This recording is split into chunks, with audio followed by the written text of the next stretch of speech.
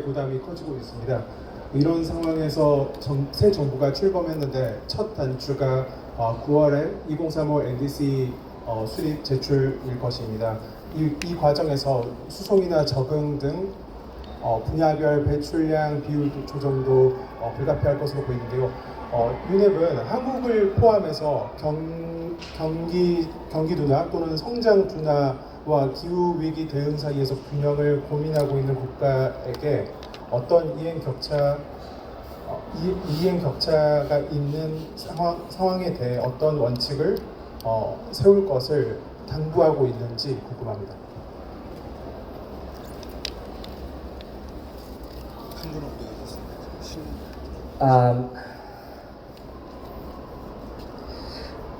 Korea has recently experienced economic depression and also decreasing jobs, and this puts a lot of pressure to the industries. The first step that Korea will be taking regarding the climate change is to submit Korea's NDC for 2030 in September. But there are a lot of concerns regarding how the government should encourage reduction of emission in different sectors, transportation, how to enable climate adaptation. And for countries like Korea, who are trying to close the implementation gap between economy and markets and climate actions, what would be your recommendations or principles that you would like to advise to countries like Korea? Well, thank you very much. It's a very profound question. Because how do you make that transition while still safeguarding growth, safeguarding people's well-being, and safeguarding the security and safety of the overall country? And I think here what we have always recommended is that countries take the steps, make the smart investments. Some of them can be done through incentivized basis. We're here in Jeju, and I note that Jeju has a very high penetration of electric vehicles, as an example. Nobody was forced to buy the electric vehicles, but people took the choice because of, I'm sure, some various incentives, all from good infrastructure that was available. We've seen other countries where precisely either incentivization or good infrastructure for recharge, just the small things, I can find easily a recharge, the small things, then I can see I can save money in the long run. This is a smart decision. In some countries you get a tax reduction or a road tax reduction. These are smart ways that people can vote with their own money, not necessarily use taxpayers' money. Similarly, we've seen a lot of smart investments on energy efficiency. We see a lot of buildings where you have worldwide, I'm not talking of Korea alone, inefficient buildings for heating and for cooling. That sends the electricity prices high for the people in the building. But smart investments that can provide greater efficiency for energy usage brings down your bill. And so I think that a lot that is possible within the construct of private sector. At the same time, the country need to invest in renewable energy, in optimization. And I know that Korea is looking at offshore wind, as well as, of course, hydro and other sources.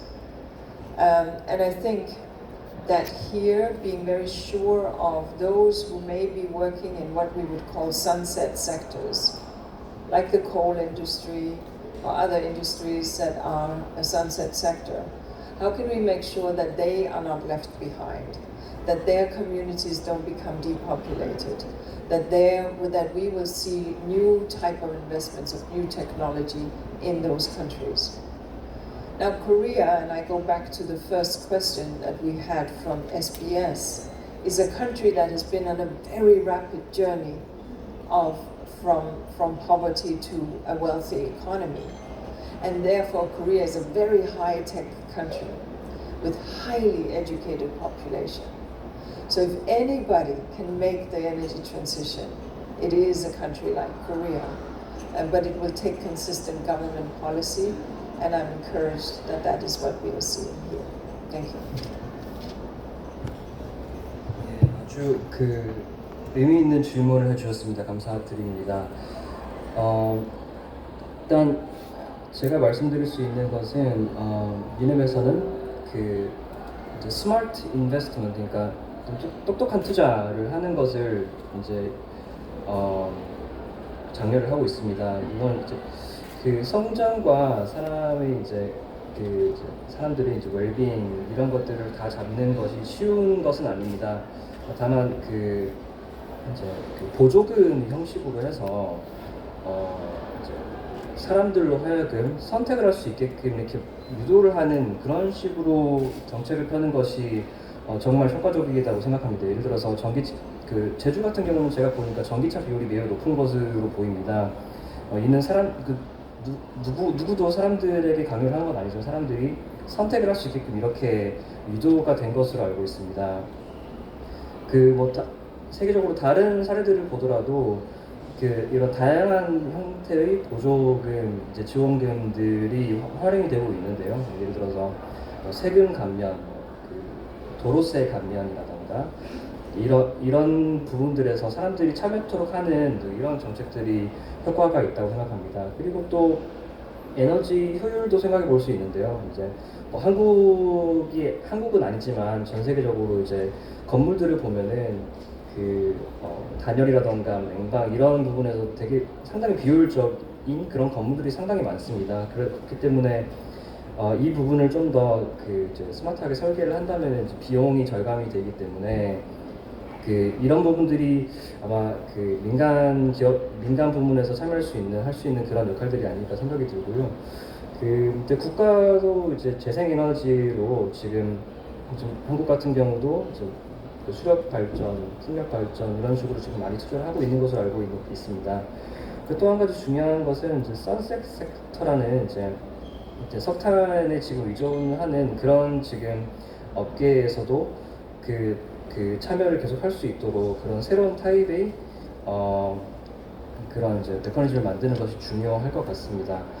아까 SBS 기자님께서 질문하신 거에 대해서 답변을 드렸지만은 한국은 개도국에서 이제 선진국으로 빠른 전환을 이룬 국가입니다. 그래서 기술력이나 교육, 그래서 교육 수준이 매우 높기 때문에 에너지 전환을 효과적으로 할 수 있는 국가를 어떤 국가가 제일 잘할 수 있을까라고 생각하면 저는 당연히 한국이 주도를 할 수 있을 거라고 믿습니다. 죄송하지만 시간 관계상 짧은 질문 하나만 받도록 하겠습니다. For the sake of time, we will. I think there was a lady just behind. Yeah. That's what I'm going to say. For the sake of time, we are going to take one message, question from. Perfect. And I think there was a lady just behind this gentleman with the camera. I saw a hand before. Maybe. 카메라 뒤에 있는 여성분 아까 손 드시는 걸 봤는데 예.